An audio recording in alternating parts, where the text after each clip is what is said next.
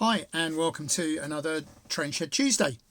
Thank you for the support for these. A few people seem to quite enjoy watching them and have had good support as well for the layout challenge, which I'm going to talk a little bit more about today. So what we're talking about today, we're going to talk about this layout and the upcoming exhibition.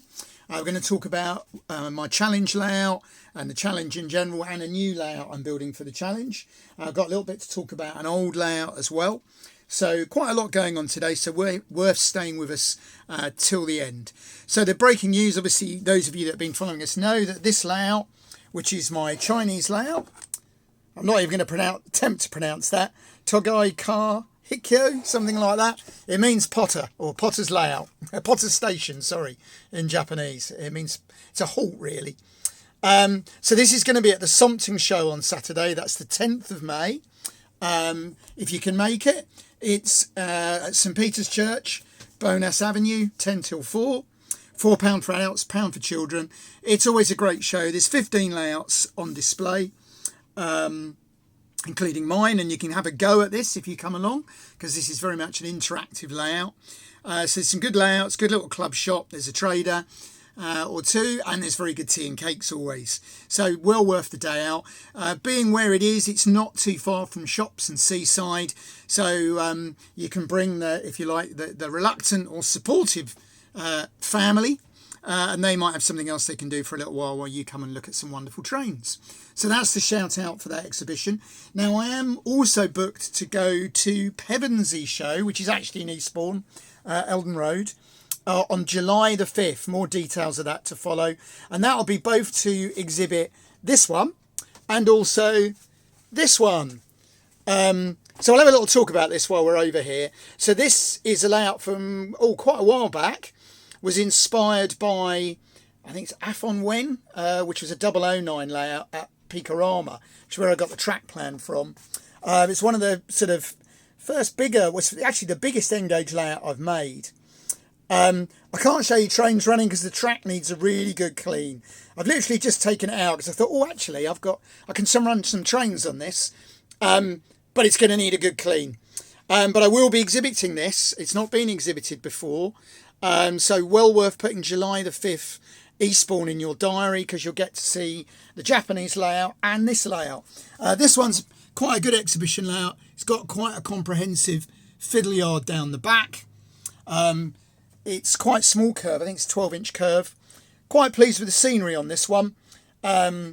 Works well. You got the bridge over the sort of dry riverbed. That was a Javis product.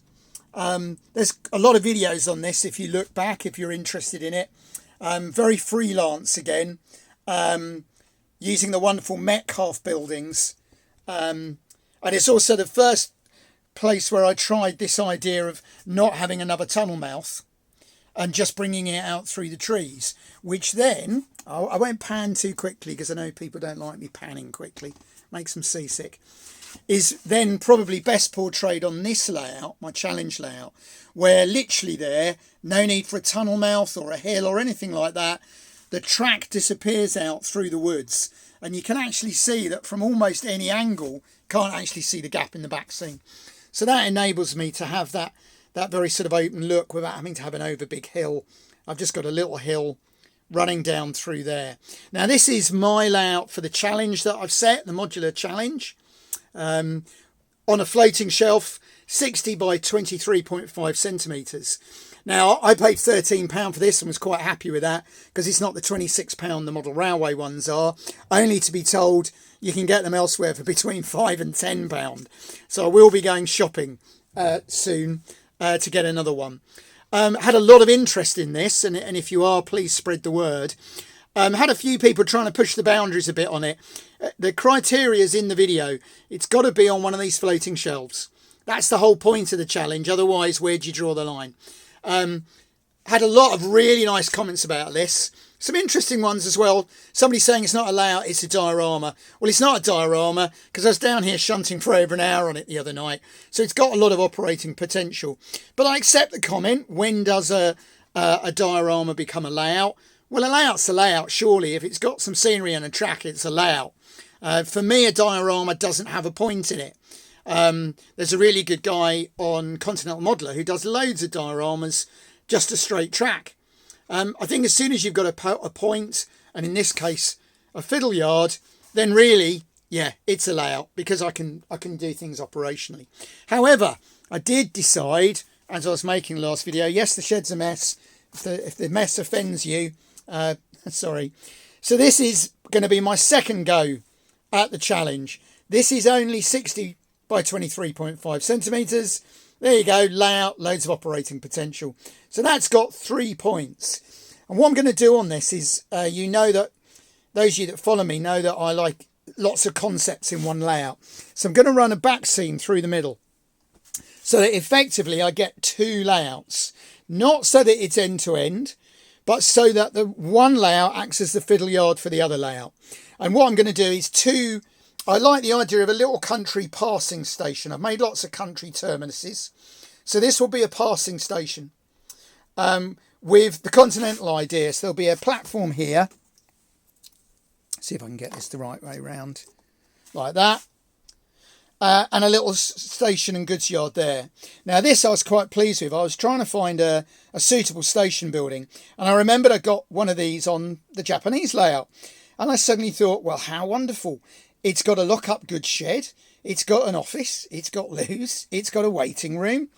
It's exactly what you'd think a modern railway would do.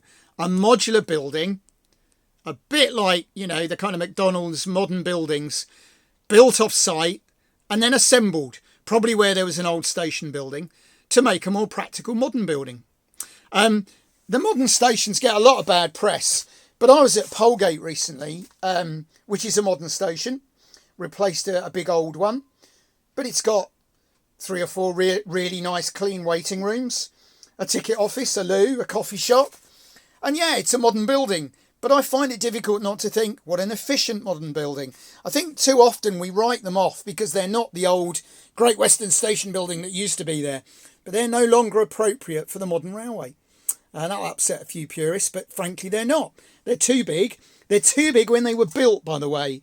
Most branch lines were built on far too big a scale for custom that never came along. Yes, in the very brief heydays, between about 1900 and 1920, yeah, probably for about 20 years of their life, they needed to be that big. You've heard me say this before. The heydays of railways was between sort of 1860 and 1920. That's when there was no competition and everything had to go by rail. As soon as you started getting into the 1930s and the road taking over, railways were in decline. So you get the old steam purists and the old boys rattling on about the heyday of the railways being in the 1950s and the 1960s, because that's when they remember them. And yes, they were busy, but they were in decline. So even when people are telling you the railways were at their peak, they weren't. Their golden days of the railways, 1950s, 1960s, the railway was already in serious decline, hence beaching. And all beaching really did was what anybody would have done if they'd looked at the railways. And then unfortunately for political reasons, more lines were shut than needed to be. In fact, he issued 2 parts of the report. And the second part was how he was going to revolutionise particularly freight.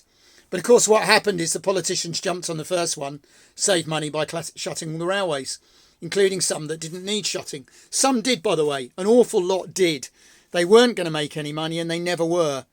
And in fact, more railways were shut prior to beaching than after beaching.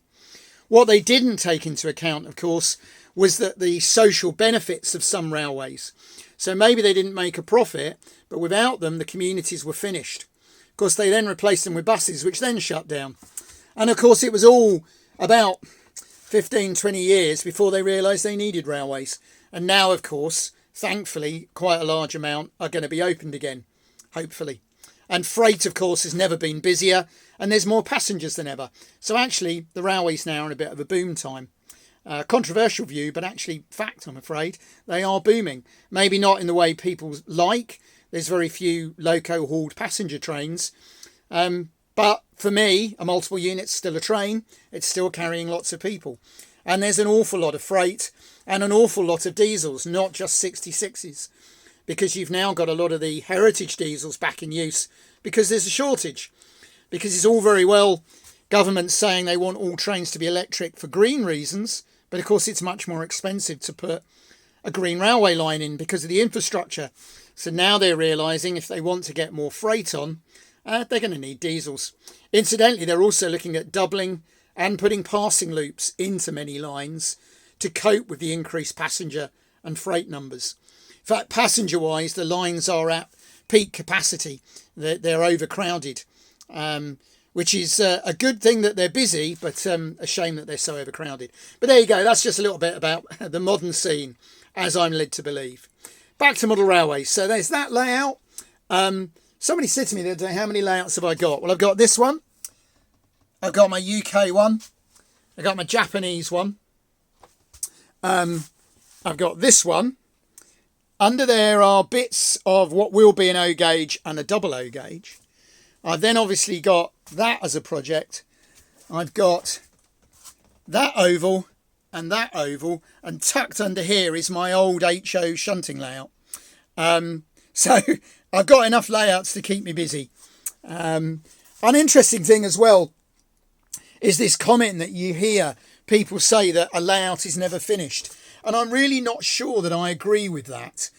I think, yes, when you're building what this will be, 12 foot, 10 foot by 2.5 foot layout, yeah, that's going to take years and years and years to build. But a 60 centimetre by 23.5 centimetre layout's finished. That's finished. And there's nothing I want to add to it. I don't want to play with the track player and I don't want to lift the track. That layout is finished.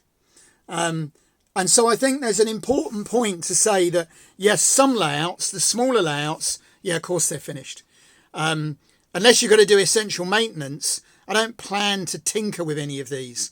They are effectively finished.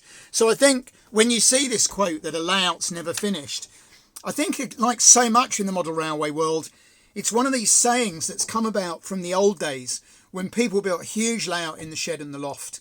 And of course, that's never going to be finished. It's never going to be finished because it's never going to be finished, if you know what I mean.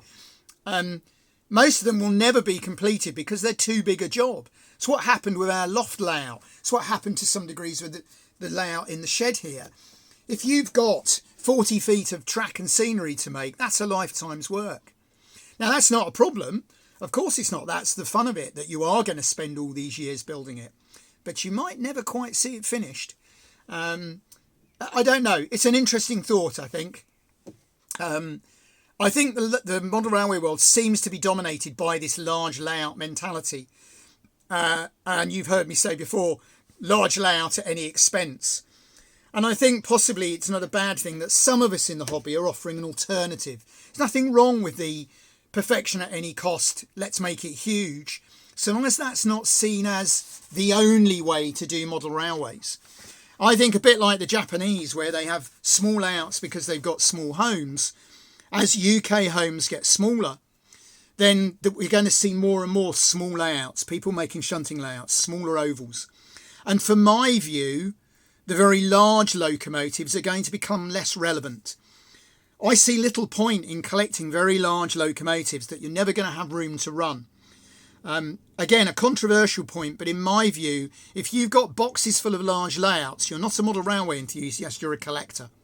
Because the reality is you're probably never going to build a layout big enough to run them on. You're very unlikely that you're going to finish it. Oh, Spitfire going over. We're very fortunate here. We're on the flight path for 2, if not 3 companies that do experience flights in Spitfires, and there's one Hurricane company out of Biggin Hill. So we get Spitfires most days. My late father grew up in the war and loved the sound of a Rolls-Royce Merlin. And when he was alive, they were quite rare. In fact, one of my little mementos I've got on my late father is a wonderful gift greetings card with a picture of a Spitfire.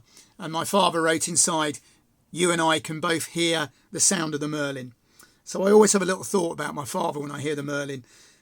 He would have loved to have lived long enough to know that they were flying over every day. Yeah, he was a great inspiration to me, my dad, in all sorts of ways. I might touch on that another day. The father and son thing's quite strong with me as well, having obviously my own son, who is a chip off the old block, I have to say. Sometimes that's good, Sometimes that's bad. I've got my character flaws. Neither of us are slow in coming forward.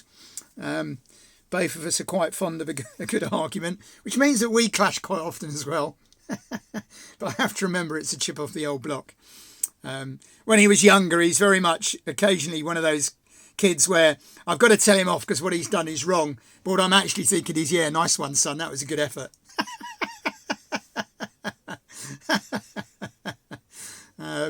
Anyway, back to railways. I was saying that I think the smaller railways will become more relevant. I am interested in TT. I'm going to have a look at the TT starter set when it comes out in October, November. I already have issues with it. Why go put starter set with third radius track in it for an 040 loco? You could have put first radius TT track in it and really got it in a small space. Because what you've actually done, Hornby, is made a TT starter set that will be as big as a first radius 00. So you've lost an opportunity there to actually give people the chance to see a small oval TT layout, smaller than 00, because it won't be. We will wait and see. It's a very good price. You'll have seen my video on it. 90 odd quid when the cheapest loco is 140 means at least you're going to get a loco and 2 wagons and an oval. If I get one, what I'll probably do is sell the third radius, buy a first radius track and either run a small loop, or I may even buy a couple of points and see how small you can do a TT Inglenook layout, which would be more in my interest. But that will depend if the loco will run slowly over points. And then you'll come to the issue of the Hornby TT points are really cheap, but they look really basic. They look like the old Hatchette points from the old magazine article. The Pico points will be, I suspect, like they are in 00, a much better point, but of course they're going to be £15 each. It'll be an interesting one. I'm going to see what happens to the prices a little bit nearer when they're due out, but possibly at the end of the year you might see me doing TT. I'd like to give it a go. And I think the starter set gives us an opportunity. So there we go. We've covered a lot today. Japanese layout. Do have a look at the challenge. It's a great thing to do, especially if you can get these floating shells for between £5 and £10. Everybody really can have a go at this challenge. I've set up a website. We no longer are doing the 3D printed kits. So when you go on the website, it looks like the 3D printed kit site. But actually, there's a little link at the top that says challenge. And if you click on that, it's got all the rules. And once you're done, you can upload a photo and a description of your layout. And I'm looking forward to having a go at my other challenge layout there. And I'm going to need to start putting a little bit of work into this to get it ready for July. Bit of a problem I'm having at the moment, unfortunately, with getting things done. Some of you will know I have a bit of arthritis in my hands. The other day, the builders wanted my motorbike moved because it was in the way. And I put it on a brick and it slid off the brick. And foolishly, I put my hand out to stop it. And I've bashed all the joint on my right hand. Which is making using my hand actually very painful, even for little stuff like modelling. And because I've already got arthritis, I suspect it's going to take some time to clear up. The motorbike, of course, was undamaged.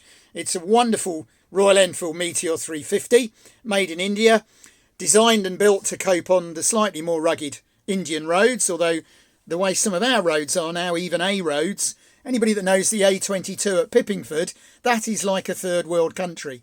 It's supposed to be an A road. It's unbelievable, the potholes on that. So I'm always quite thankful I'm riding a very solidly built Indian motorcycle designed for rural back roads in India, because it makes it very appropriate for A roads in the UK, which is a comment I shall leave. I won't get too political, but you might like to think about that one. It's a great bike though. It really is a fabulous bike. So there we go, and I'm looking forward to getting this layout running again. Actually, until I dragged it out today, I've forgotten how much work I put into it and how pleased I was with it. The Metcalfe buildings came out really nicely. That's a particularly good one, the Ramshackle Workshop. I've used that on 2 or 3 things, and it comes out really nicely. And it's a good track plan, this, because you get to do a bit of shunting in the goods yard, but you can also run quite long trains around it, because the Japanese stuff will cope with the 12-inch curves. And, of course, with the fiddle yard, I can hold 2 or 3 trains at a time. So I might tinker with this in the next few days, hands permitting. And I really look forward to seeing some of you on Saturday at something. I know quite a few of you are very kindly coming over. I think we've even got a guy coming over from Canada. I had a guy from Australia 2 years ago, which was wonderful. So you people come from far and wide to see budget model railways. But if you're a little bit more local, Yorkshire or something, perhaps you'd like to come down. But I know some of you are going to come in, which is great. So there we go, 20 minutes today. Let's see how many people are still watching at the end. Let's have a little bit of a challenge. If you've watched to the end, about 21 minutes, drop a quick comment just to say, I watched to the end. And let's see how many people watch to the end. I like longer videos, and I know some of you do. The average watch time of a YouTube video is 30 seconds. So let's see how many people watch for 20 minutes. Thank you for your time. So next week, I'll be talking about how the show went. And I'll speak to you again then.